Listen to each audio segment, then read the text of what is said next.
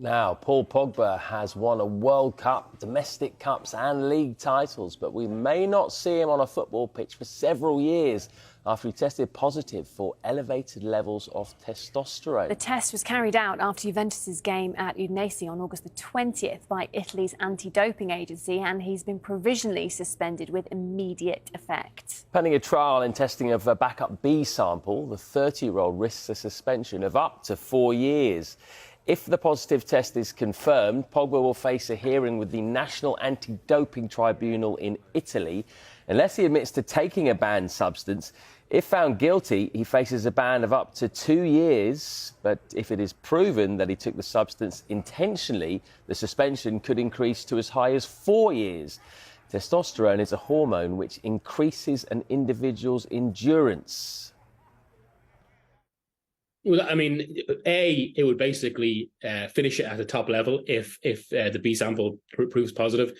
And B, it would, I suppose, cement, as Andy says there, not just a legacy that was unfulfilled, but or not just a potential that was unfulfilled, but just leave this kind of very complicated legacy at the end of it. Another story, a negative story, that just chips away and reinforces the thought that Paul Pogba could eventually go down, even though the success he's had and maybe the riches he's earned from the game, he may yet still go down as a great unfulfilled talent.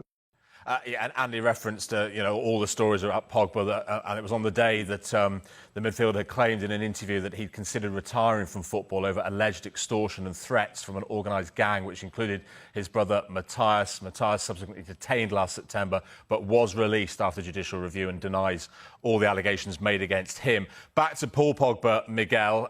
If found guilty further down the line, he could face a ban of up to 2 years or, even worse, for 4 years if he were to be found to have taken the substance intentionally. He's now 30.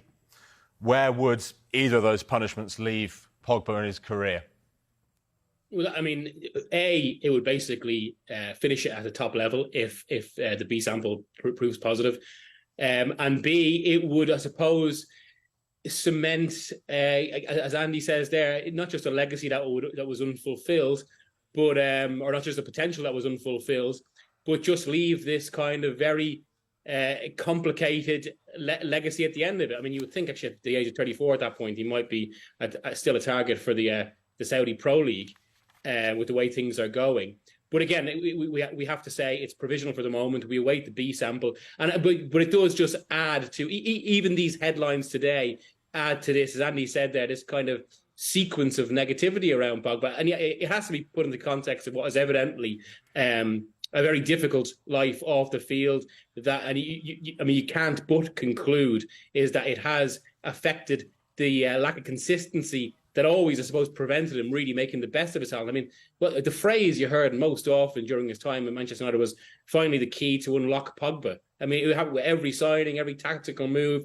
It never quite happened, but then there was always that one moment in a game where he would play some sort of pass or try something that was beyond most other players. We just didn't see enough of it, and now we await to see what next.